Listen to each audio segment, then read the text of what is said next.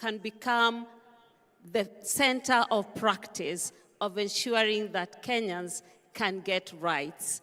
And ladies and gentlemen, I know we are missing one more of our panelists, and I believe, Michelle, that's what you want to announce. Yes. My bad. And so, ladies and gentlemen, also on the panel this morning is Counsel Duncan Okello. He is an Associate Director of the Kenya Judiciary Academy. Mr. Okello is a political scientist, a lawyer, and an international relations specialist. He recently concluded his tenure as a commissioner at the Kenya Law Reform and currently serves as Associate Director at the Kenya Judiciary Academy. Mr. Duncan Okello. A round of applause for him, please.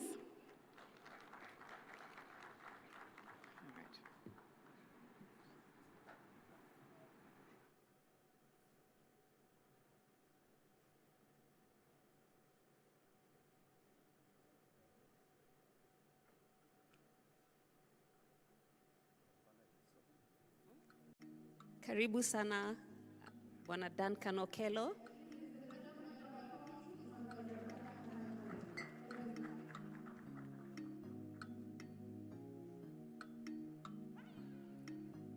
So, ladies and gentlemen, I have with me a very distinguished panel of experts, practitioners, and people that have walked the talk of constitutionalism in Kenya.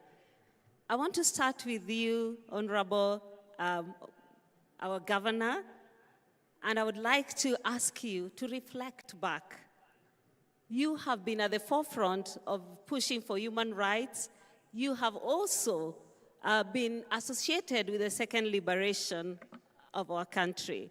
I want you to reflect on particularly the Bill of Rights and tell us, do you think as a country we have made steps forward or are we making steps back? Karibu sana. Thank you very much. It's a big panel. I'm honored to be with the colleagues I see here, and I'll try to be as brief as possible.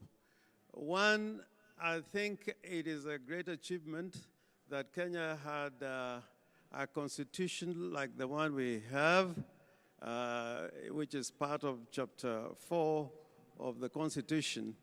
And if you look at Article 19 of the Constitution, it talks about the centrality of the Bill of Rights. It states that the Bill of Rights is an integral part of the Kenya's democratic state. Now, without taking too much time, if you look at the main human rights concerns and which rights are there in the Constitution, even if you look at the order in which they're spelled out in the Constitution, the right to life, the right to dignity, the right to the security of the person, the right to privacy, the right to the freedom of expression, and the right of assembly and administration. If I just take that lot of rights and examine what has happened to those rights in the last 10 years or so, I think we can generally say we are not there yet. We are constantly experiencing a situation where the state is constantly invading into these rights, and without the vigilance of the people, it is so easy in the Kenyan situation to make one step ahead and 2 steps back. But my comfort is that our Constitution has stayed intact. If you are aware, during the Constitution-making process, before it went to the people, it was taken to Parliament for consideration. Parliament considered nearly 100 amendments to the Constitution, and ever since, there have been attempts to amend the Constitution. I think it is part of our achievement that this Constitution has remained intact, and particularly the Bill of Rights. It is important that all of us realize the centrality of the human rights. It pervades our life, and it is found from the very beginning clauses of the Constitution right up to the last clauses of the Constitution, so that we can build monuments, we can build roads, but without respecting human rights, we cannot build the kind of society which is spelled out in Article 3 of the Constitution, that we are a democratic, multi-party state. And I want to end up by giving this example. If you go to a place like Russia, somebody like Joseph Stalin built a lot of monuments, which you can see up to now. If you go to South Africa, you can point monuments that the evil regime of apartheid left behind. But because of their human rights record, that record is still a permanent feature of the leadership of Stalin and the leadership of the racist regime in South Africa. And the main concern for us as a country now, and looking at what I saw in the front pages of papers today, we must always be careful that building a nation is not a brick and mortar kind of exercise. What is important and what is spelled out in our preamble, what is spelled out in Article 10 of the Constitution about principles and values of good governance, is that there are some core values that must become an integral part of our democratic state. And central to it is human rights. Thank you. Asante sana. Indeed, central to the foundation of a nation is human rights. I want to turn to you, Millie, Honorable Millie Odhiambo. You have been known to be a fighter for human rights, especially for the vulnerable person. You are now sitting in Parliament, and we've just heard the protector of the Constitution primarily is the Parliament. Now, I want you to reflect on what the governor has said, and particularly looking at the whole issue of Chapter 43, socioeconomic rights. And tell us, what do you think? Do you think Parliament can play a role to ensure that our counties deliver on this right? Because these are the tangible rights that Kenyans are asking for. Good morning, and maybe I can start off by saying that since I come from the lakeside, I heard you introducing Senator Mungatana by saying he's a PhD student. So I must also say that I'm a PhD student on governance and leadership. But do I say? But having said that, I just want to say that what Honorable Orengo has spoken to largely is issues of civil and political rights. And you're asking me to talk about social and economic rights. And I want to say that I was born and raised in this town. When I was born and raised, it was a small and dusty town. I grew up not too far from here, where my younger years, on a street that has now been named William Ruto Street. And I was born after independence, and our parents spoke about how colonialists took away our rights and our dignity. And on the street that I grew up in, there were street lights. But then there were other amenities that were missing. But there was promise that was ripe for change, especially because the colonialists had gone away. But with the time, instead of us seeing positive move, we were actually regressing. And I'm a writer. So I started writing a novel called The Things We Lost with Freedom, because I thought we had got freedom and lost with freedom. And it's a paradox, because then we were fighting so hard to remove the colonialists and ended up losing in the process. And I was looking at it in contradiction with countries where the colonialists stayed longer, like South Africa and Zimbabwe. And you could see that they had progressed in certain things because of that. And I think it's an uncomfortable truth that a lot of us as Africans leaders don't want to deal with. That when we have been given our freedom, instead of using our freedom for progress, we use our freedom for regress. But I want to say that, fortunately, I have been forced to halt writing my book. And it is a tragedy because I've had to halt it only because of the last probably a few years in Homa Bay, 3-4 years in Homa Bay. And the reason I halted it is because the reason I was writing this book is that I'd hoped to see the hospital bigger, better, offering better services. But it was worse than the hospital where I was born and raised in. It had gotten worse. I'd hoped the roads were tarmacked. The roads were not tarmacked. They were getting worse. Everything that we saw, we had running water in the house. There was no more running water in the house. So I was like, so why did we want freedom anyway? But that's why I'm saying it's changing in the last few years. And you can credit that to a deliberate effort by the national government towards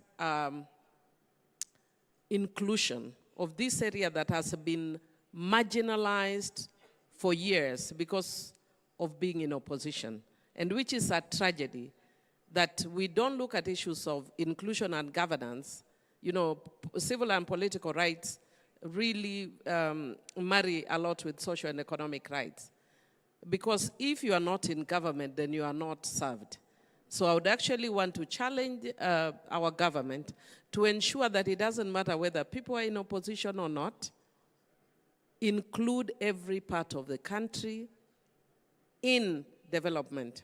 And that is why a lot of my friends, I'm here with my friends who I told them I want you to come and experience Homa Bay. In the crowd here I have my friend who is from Nyandarua. And she was telling me, how come many places you hear people saying 1 term, and here people are just jumping saying 2 term. And I told her, if you go around here, you are seeing the roads. All these roads in reality are new.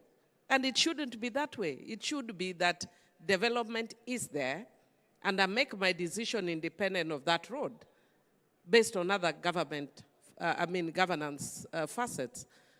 So what am I saying in summary? I'm saying that with the devolution, again, we are seeing now things changing. The governor for Homa Bay told us yesterday that the county government is already doing an emergency wing a unit for Homa Bay Hospital. So that's a positive change. There are many dispensaries that are coming up in the county. That's a positive change with the devolution. So our challenge, especially as governors, is we have opportunity with the devolution for purposes of social and economic rights to change the trajectory of our own counties, to bring healthcare, to bring water, ensure there's access to water, healthcare, and services. But then, of course, again, Honorable Rengo will tell you justice delayed is justice denied. Most of us think of it in terms of civil and political rights. But in this case, the justice delayed would be how quickly do governors get money from the national. How quickly does the money come? And for the first time, I'm happy that, and you'll confirm to us, that the CS Treasury has said that for the first time, the money has come, all the money has come in time. Because again, even if you say that you are allocating money to governors and it comes, late, then it affects planning and the delivery of service. Otherwise, what I can say as a country, that we kind of had a seesaw, but in civil and in social and economic rights, our greatest hope is with the counties working and working effectively. Thank you. Thank you. Millie, I want to push a little on that, and maybe to encourage you to finish your book as a PhD student.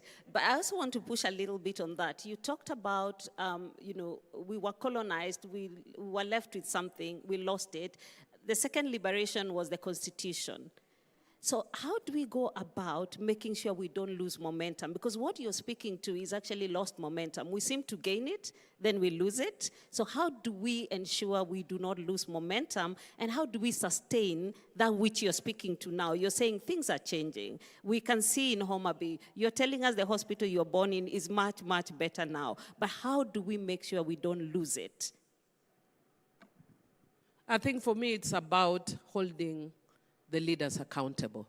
And there are different arms, and that's why I'm glad that we have civil society as well, but also the National Assembly as well, and the Senate as well.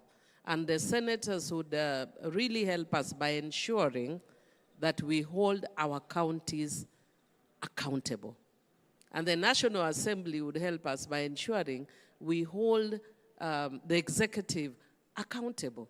And the civil society would help us by holding the members of parliament accountable. So it's about vigilance and accountability.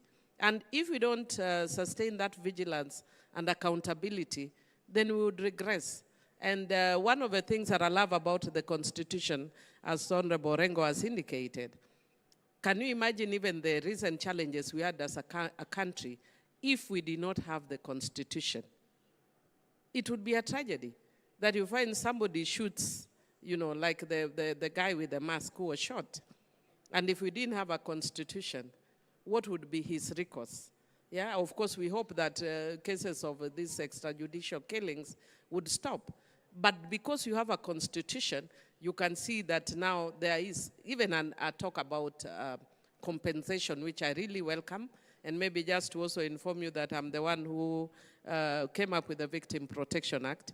And I'm glad that we are amending it to provide a stronger framework for compensation. But we need to not have. I'd be happy if the law I passed is ineffective because we are effective as a government, so that nobody needs to be compensated. That's my dream, that nobody needs to be compensated. But unfortunately, because you have rogue people, like the guy who shot the mask, and the tragedy is he's a very young guy. He's himself a very young guy, and he shot this guy. And now you know, it's a loss which we don't. One life lost is one life too many. So for me, I think anchorage on the Constitution is what we need. Vigilance in ensuring the Constitution is implemented is what we need. Thank you.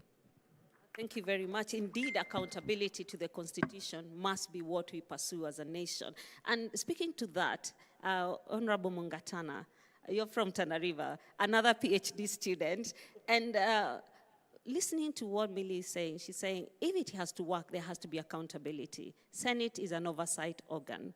How would that organ go about oversighting counties to ensure that they are really drivers, practically so, of socioeconomic rights and human rights? Oh, thank you very much. First of all, I want to really say how happy I am being in Homa Bay today. I took a morning jog on your way to Zero. And the enthusiasm of the people, I was amazed at how beautiful this place is, you know, the hills, the greenery, it's so nice. And I thought if our girls came here, they won't go back to Tana River. So you're welcome to come to Tana River. It's beautiful. And I saw there's a lot of religion. I saw people on the river there wearing white. I think they were doing baptism or something. And people who are doing overnight prayer meetings. So I think there's a lot of prayer. Maybe this is one reason why Gladys Wanga, governor, is succeeding so well. I think people have a lot of faith and enthusiasm. As I was running there, I just had Muzungu, Muzungu. I told them, no, mimi ni Mswahili. And they all laughed, I don't know. But it's beautiful. Thank you so much to be here. The weather is fantastic. Except that the sun, it comes late. I think it was rising a bit late from our side, and it goes down a bit later. I don't know. it gets time to get used to the place, but it's beautiful. Thank you, the people of Homa Bay, and I love my stay so far. Maybe to go back to what we are saying about accountability. May I just say, first of all, before I say about accountability, how, for me, my experience of democracy and human rights, from the time that we were in university, in the Law Society, and then, because we were in leadership in the Law Society at university, and then the Law Society of Kenya, and people like James, Paul Muite, were all ahead of us. They were our heroes. And it's a great pleasure that when I got elected first time, I sat in the same parliament with Paul Muite. Later on, we sat with James and other people who were in the fight for liberations. For I've seen it from the time when we were in university that you could not seat 5 people and discuss anything before some secret police people arrest you. It was so bad those days. You could not gather before you are told you are writing Mwakenyas and you are subject to, investigations. I remember things were very, very tight in those days. Even just holding a small demonstration. I was in leadership of the Law Society in Mombasa. And I remember we were just protesting against what we thought was the neglect by the second president then, Moi, because he was doing nothing, and there was a lot of problems in Tana River County. People were fighting, and the president, those days, when he says something, it happens. And he was doing nothing. So we called Paul Muite to come and address us. We called Khelef Khalifa. We were in that human rights space. And just to demonstrate, just to walk, to show that we are disappointed, just to walk on the main streets to present a petition at the PC's place. We were being arrested, chased. Nowadays, things have changed. We have walked a long way from where we were. We have a new constitution. I was part of that making of the deal that brought the new constitution in Nakuru. Naivasha? And we got a new constitution. Now, when we got the new constitution, we got the governors. So let me speak as a senator, that the governors are very happy with senators when we are fighting for an increase of the funds that is called equitable share that comes to the governors. And this year, we got 405 billion that is coming down to the 47 counties. And this is an increase of 26.7 billion that is coming down to the 47 counties. Governors are always happy when we are fighting for an increment for the equitable share. But then when we are talking about accountability of these funds, accountability of the utilization of these funds, governors start spreading the rumors that we want to overthrow them. We are planning an impeachment motion. We are against them. This senator wants to come to my seat. Well, this is the problem we are having. What Millie is saying, that it is not yet independent. You know, when she was writing her book, that things are deteriorating with new officers. It is true, because the governors do not want to be told, here you are wrong, here you are misusing funds, here the funding that ought to be, because you see, as a senator, it's not my business, and it is not my part of my constitutional mandate to plan for how the budget will be utilized. I fight for the money to come. When the money comes to Tana River County, it is the responsibility of the governor to make sure that that money goes to health, that money goes to the roads that they are responsible for, basic education, it goes to the salaries and all that planning. But then after that, the Auditor General comes and makes a report. And that report is the one that we do oversight. We call it secondary oversight. The primary oversight is supposed to be with the MCAs. The secondary oversight is supposed to be with us. and we try to do the best we can. But every time you are doing real-time oversight, like you visit a hospital and you visit a market that is being constructed to show that maybe there's no value for money, the governors are up in arms. So, in terms of going forward, I really want to emphasize this, that our county governments, for them to sustain development, they must allow proper oversight. They must not look at the Senate as enemies. They must not look at members of county assemblies as enemies. These are the people who are telling you, look, we allocated this amount of money for sports. There's nothing happening. We allocated this amount of money for health. There's nothing happening. I mean, I've just come from a fight with my governor because in the 2024-2025 budget, we allocated 18.6% of the budget for health. That comes to something like 1.23 billion that goes to that. And then when you look at what our people are saying, there's nothing going on with the hospitals.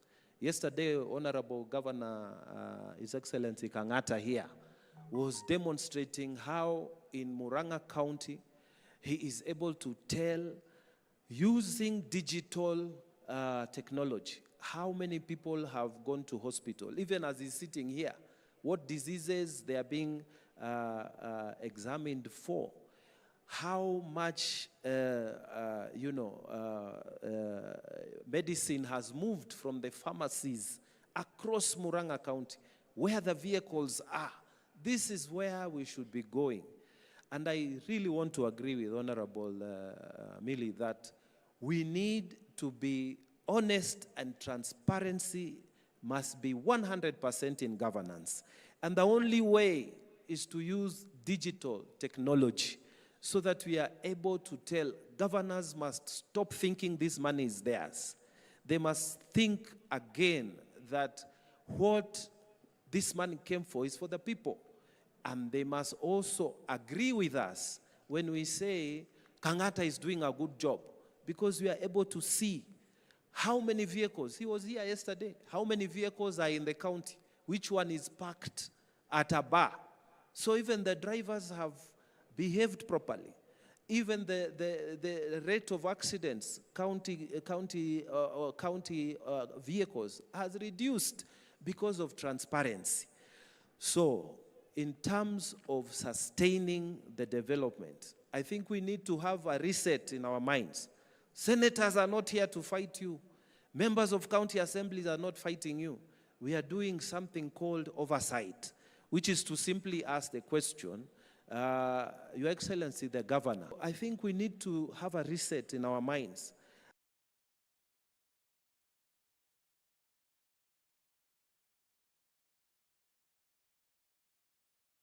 I really think that if oversight mechanisms are properly applied, then the counties will start being accountable for the monies that come to them, and these systems will sustain themselves.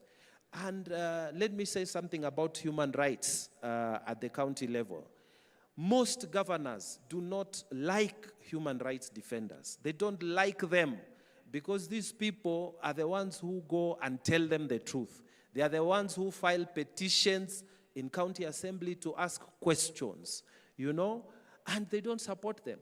So what can governors and the county assemblies do?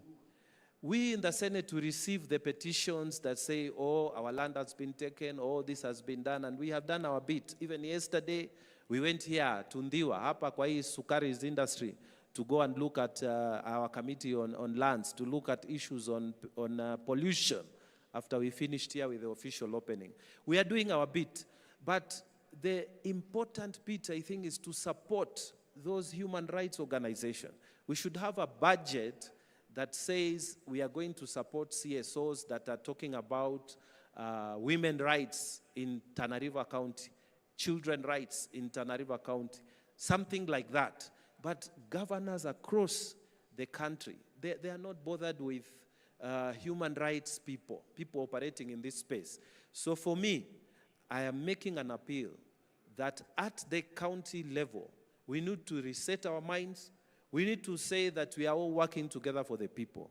And then we need to be inclusive by helping the CSOs to come into government space by saying, supporting the civil society organizations to be able to say what they see so that we can improve. When you tell me your trouser is not ironed, it doesn't mean that you don't like me.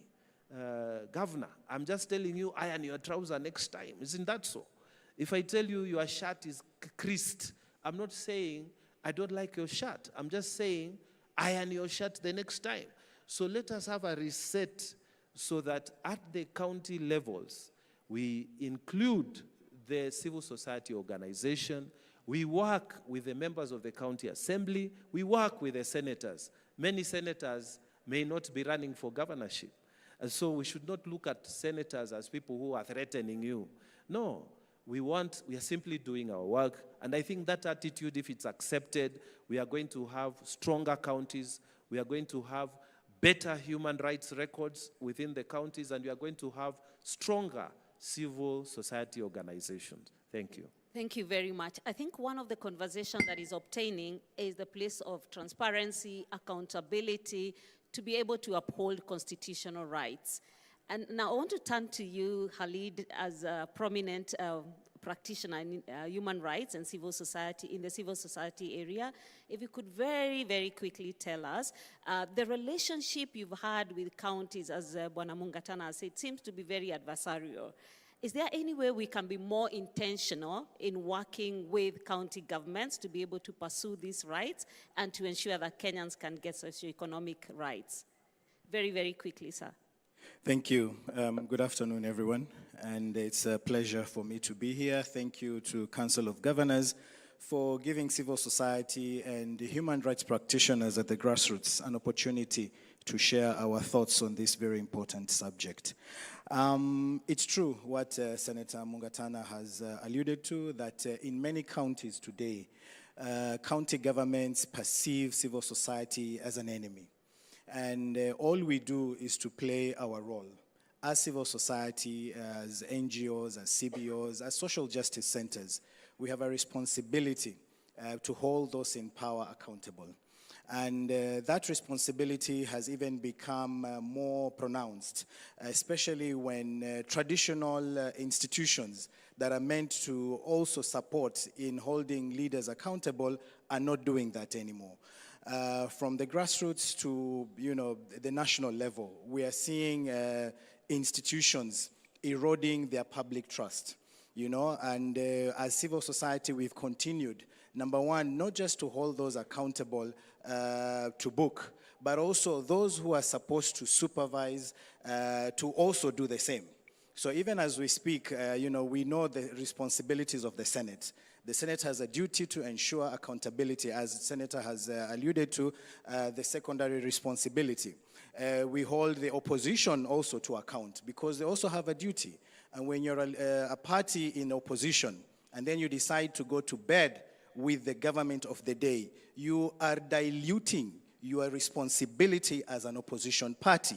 So we also have to hold those institutions accountable. And for me, I think when we adopted the new constitution in 2010, devolution was a promise that everyone had so much hopes in. Unfortunately, make reference to the Auditor General's report, you will find that that promise has somehow turned into plunder. Every other day, every year, you hear of mismanagement of resources, ghost workers, unaccounted or unsupported expenditure. And this is something that as civil society, we are very, very worried about. And we feel that devolution can play a bigger and better role than what we are seeing currently. County governments have the primary mandate to deliver on Article 43 of the Constitution. Socioeconomic rights. This new constitution made the right to healthcare.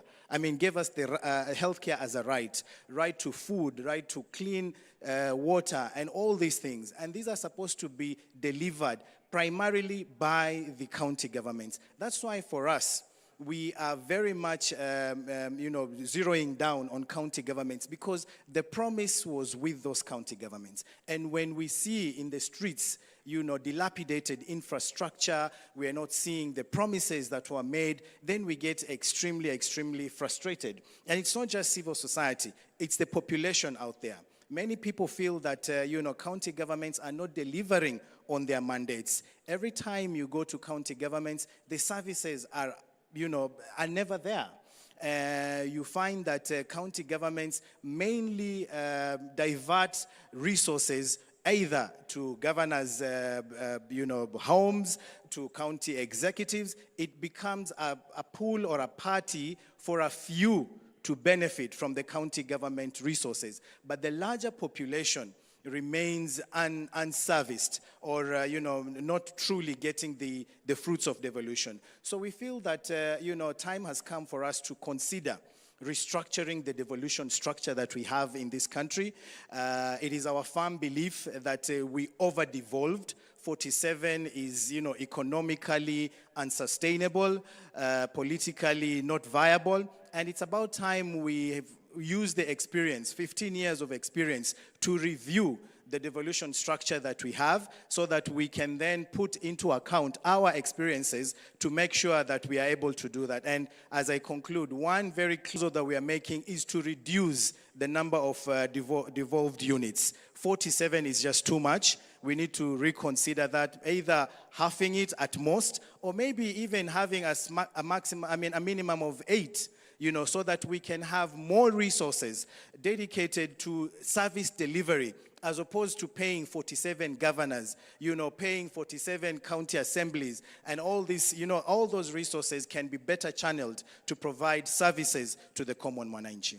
Great, thank you very much. I think one of the things you've highlighted is after 15 years, we need to come back and ask ourselves, how is it working? Now, I want to turn to another oversight agency, and this is NGEC, and ask, how would we translate this to national values? Because the ideal would be if good practice became norm and became a national value.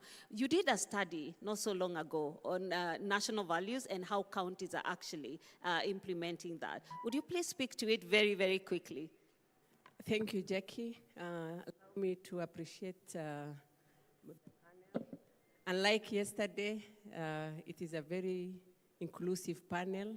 We have a 50-50 representation. As a commission, we were very concerned yesterday that out of all the speakers, we only had 2 female. That is, the first session had only Senator Muma, and I think the afternoon had only Governor Gladys Wanga. So I'd like to congratulate you today. Having said that, from National Gender and Equality Commission, of course, we are a constitutional commission established pursuant to Article 59(4) of the Constitution of Kenya. And our main mandate is to promote gender equality and to ensure freedom from discrimination. And therefore, we have worked closely with the county government because out of our 16 mandate, as you have rightly put it, one of it is to ensure that the principles of equality and inclusion is adhered to by both the national and the county government. For a decade, we conducted monitoring, and therefore we noted gaps and gains. And I would like to put my presentation into 3. I will start with the representation. In terms of representation, we have been having a progressive growth, especially in representation of female in county assemblies, where at least the basic minimum of 33.3% is met. However, there is no effort to increase the representation to 50. Therefore, we have an opportunity to do better. Also, in terms of representations of youth, progressively from 2017 to 2022, we have seen an increase of numbers of youth elected to county assemblies from 317 to 349 in 2022.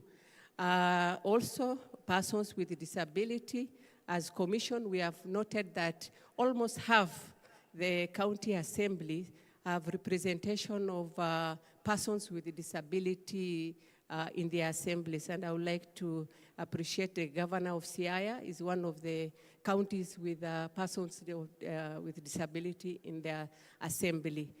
Again, another indicator is protection of the vulnerables, especially women, from harmful cultural practices such as FGM, gender-based violence. Again, there is a progress. However, the gap is that we are seeing increase of femicide. Some counties are still practicing retrogressive practices such as FGM. Therefore, we have an opportunity to do better. Thirdly, we also audited in areas of access to services, especially public participation, which is a constitutional requirement. I think that is an avenue where we could do better as a counties. There is a report that it is more or less like a token or organized participation. Therefore, going forward, we would like to see a citizen having a lot of say and participation. What do we do as National Gender and Equality Commission to ensure that all these values of Article 10 is adhered to? We do a lot of collaboration with counties. We support the CECs and MCAs to train them on the values of Article 10. We support the county government to develop policies. I think over 35% of counties have policies, gender-based violence policies, PWD inclusion policies, and other policies that is relevant to inclusion. Likewise, we also train the clerks of the National Assemblies to be more sensitive, especially when it comes to issues of budgeting, to ensure that the special interest group is protected. Thank you. Thank you very much. What we are hearing is it's happening, but it could do better. One of the areas of inclusion you have highlighted is gender. But one of the most excluded is actually young women. Now, I have with me Ms. Bolo, who is the chairperson of Young Women Leaders Connect. What does it look like for young people? And what would you speak to the leaders on this panel on how best to include young people, especially young women? Thank you so much for that. I think I'd like to start from the point on transparency and accountability that I think Senator Mbungatana spoke to. And it amazes me that every time there is a governor who has just come in, when you're in their meeting, the first thing you'll hear them say is, you know, when we came in, we didn't find structures. We are still putting up structures. And so very recently, after the 2022 election, our pain point was we cannot even ask for certain accountability because the response is then going to be, we have just finished putting up structures, so now is when we want to start working, 1, 2, 3 years down the line. And so what that does is, as young women specifically, when we want to put the governments to task, and even county assembly to task on certain things and certain issues, you can't get a response because they already have a defense mechanism of how they are going to respond to you. They also still don't have certain policies. It would come as a shock to many that up to now, we still have county assemblies that don't have a sexual harassment policy. It's only until recently that a number of them were still doing it. So as a young woman, when you're going to a member of county assembly, for example, to try and engage them on the issues on sexual harassment within your ward or within your area, how do you begin when they themselves don't even have a document that they can use in protecting you, a document that they can use when they are going into the county assembly? How do you begin that conversation? And so I think for young women, it starts from the point of dialogue. We do not have we don't have enough systems for dialogue. We don't have enough systems to even try and question the various legislators that are there. A lot of counties right now don't have working websites. Very recently, we were having a dialogue forum in one of the counties, and a young woman stood up and asked, why is it that we don't have a sexual harassment policy? And the member of county assembly in the county said, no, we have it. Go to the website and check. We actually have a lot of progressive gender bills that we are doing. You will find them on the website. But to their surprise, the website was not working. And so how do you follow up on the mechanism you have been sent to go and check on and contribute towards? I think the other issue is public participation is not, it is being done just to look like it has happened. So to talk about the structure of it, if I'm a young woman and I'm a lactating mother, it's going to be very difficult for me to get there because the environment is not suitable for young people, for young mothers. So you find that they don't have an area where they can say lactating mothers are free to sit here, or we are able to get minders for the young children. So what I'll do is I'll stay home. I will not go for that session. Then if you're maybe working, because look at most of the public participation forums are done during weekdays. So if I am working, then I'm not able to attend the public participation forum. I have to choose between making my bread or going to participate in decision making. So if we are able to incorporate civic participation, we have apps like Civic Voices that are able to tell people, these are the public participation forums that are happening, this is where it's happening, should you want to give your views, this is how you can give your views. That way, even if I'm not able to be there physically, I am able to at least follow up and see this is what people discuss and this is what has happened. And this is the areas that we can do better. I think another area is the relationship between senators and governors. A lot of times, if the senator and the governor are from the same party or from the same coalition, then very rarely will you hear oversight discussions. But if they are from different camps, then the excuse, especially from the executive, then becomes, I wanted to do A, B, C, and D, but the politics from the senator has stopped me. So again, that makes it also very difficult to question some of their gains and some of their losses, because then the issue becomes very political and moves away from what the tangible issue is. I think lastly is also to talk about the voices of young women. So when you go to, there are certain forums that we know are designated for the wazes, let me say, the traditional elders. We know women have the chamas, the jumuiya, but as a young woman, when you want to go to the chama, most of the time the women will tell you, you have your own duties as young women. Go and get your own caucuses as young women. And when you go to the areas where the youth are supposed to be socializing, then the young men will not expect you to be there because that is their space. They want to dominate. So you find that young women fall through the cracks because then they don't exactly have a particular area where they can belong, where they can, voice out what some of their issues are. Thank you very much. I think hearing that, you've talked about policy, but you've also talked about many false starts, especially in inclusion of younger person. I want to turn to you, Council Okello. You have had very good practice in terms of reform, especially at the judiciary level. Are there lessons you can share very, very quickly in a minute or so that you could share that counties can borrow in terms of how to meaningfully achieve these rights for citizens? Very quickly, sir. Thank you very much. You'll just give me a minute before I talk about the law and the judiciary, to talk about economics. In a minute, because we are talking about socio-economic rights, which is a very developmental term. My view, am I audible? Yes. Yeah. My view is that we'll only realize socio-economic rights if we satisfy two considerations. One, we must get the conceptual and philosophical basis of rights correctly.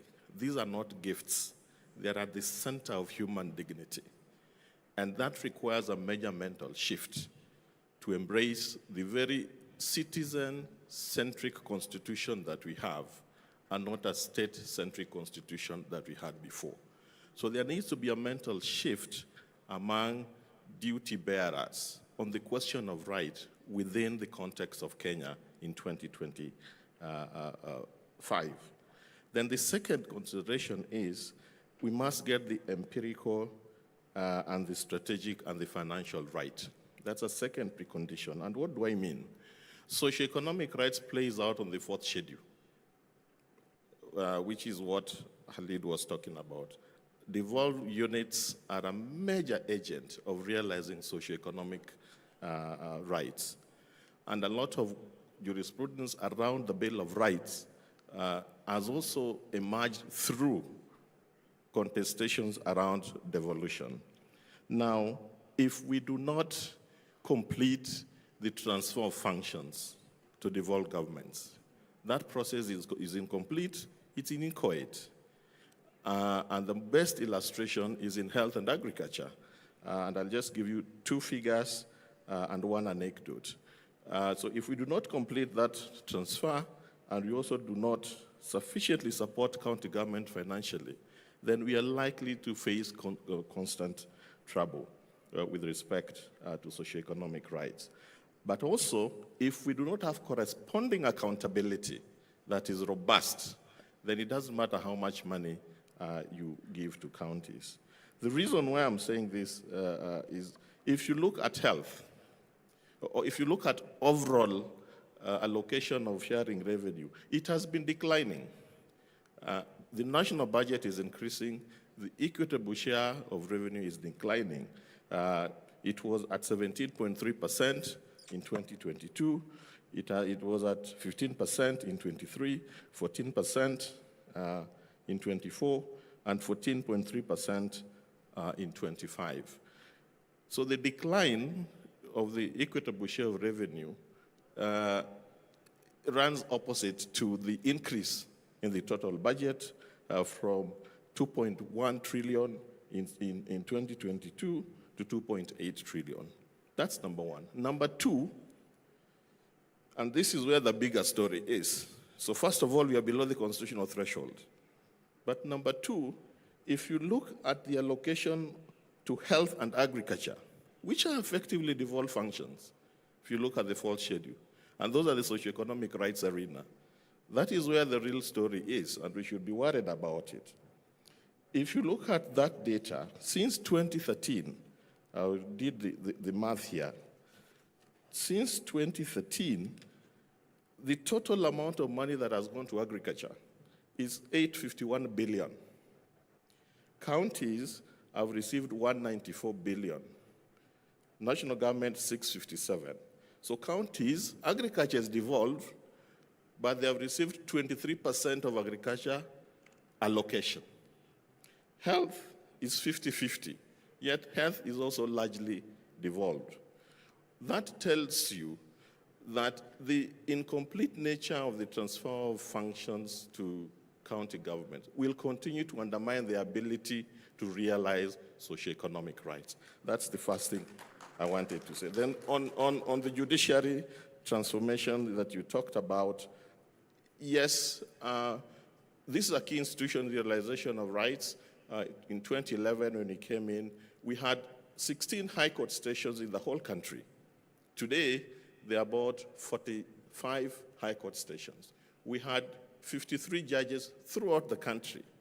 Today, we have 190 judges throughout the country.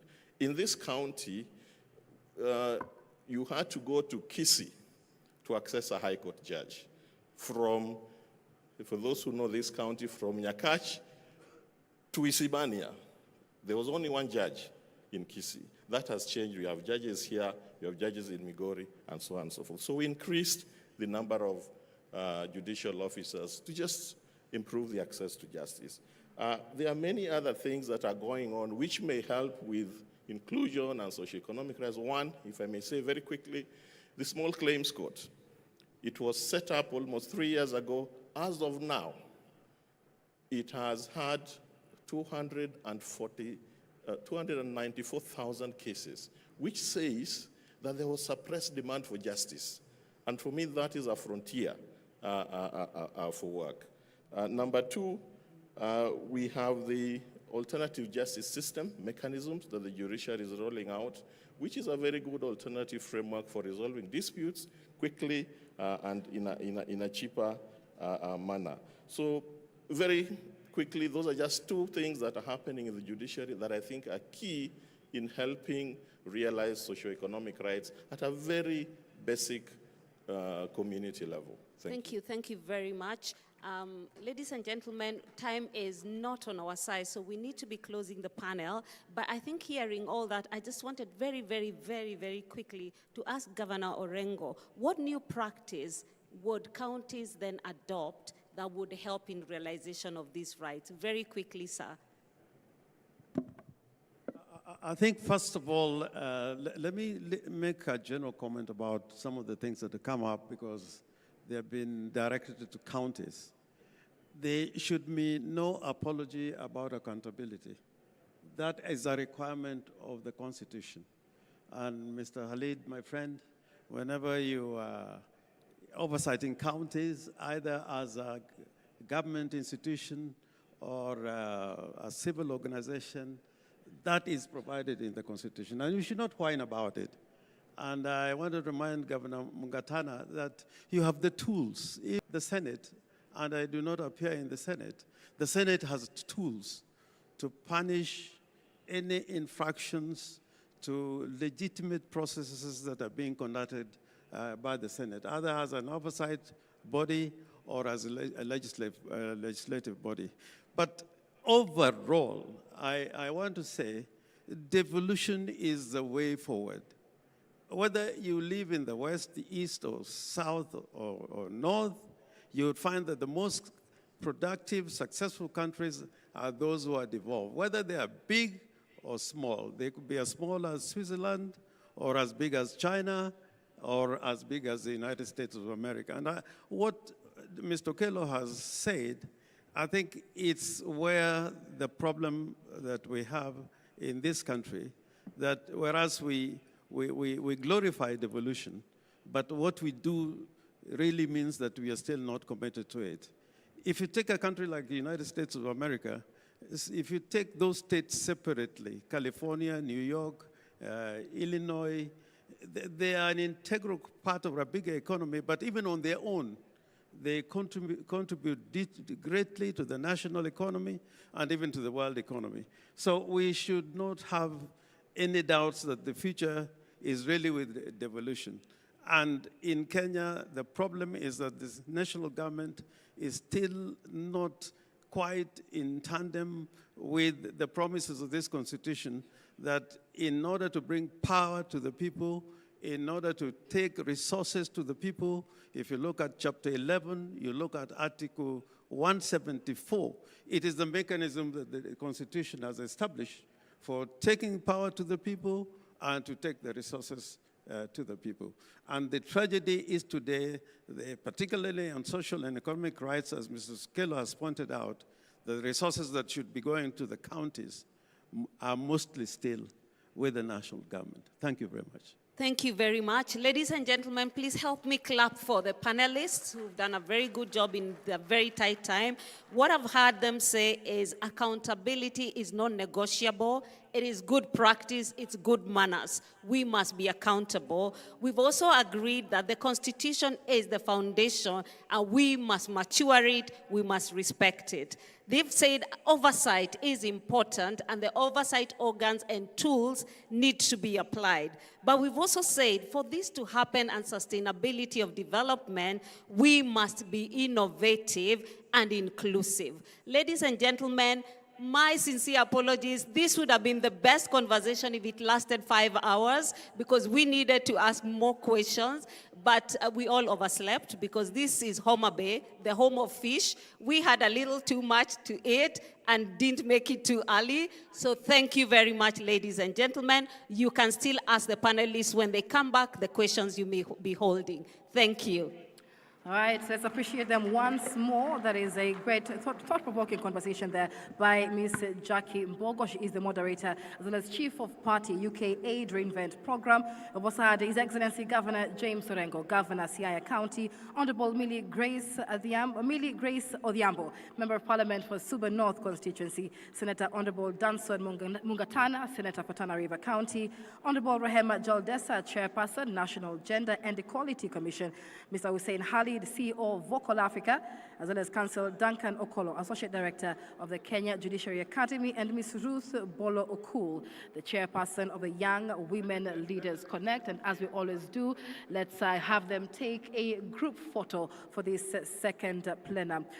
In the interest of time, we now move on to our side events happening in the designated breakout areas. Please check your program to see which sessions you'd like to attend. Here in the main hall, we have a session by the Digital Health Authority on the role of digitization in healthcare in promoting social equity, justice, and inclusion. If you want to be in that side event, do stay in the main hall. But a very important, something important to note, that we will convene right here in the main hall at exactly 12:30 p.m. for a high-level session with our guest speaker, retired Honorable former Prime Minister Raila Odinga. It is a high-level session you do not want to miss, so please be back here and seated by 12:30 p.m.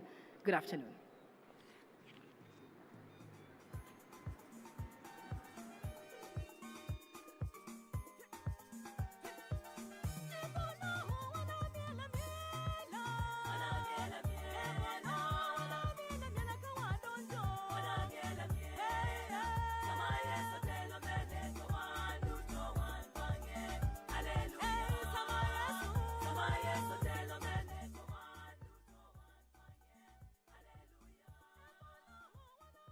For the delegates and the dignitaries that will be accompanying former retired Prime Minister Raila Odinga. Thank you.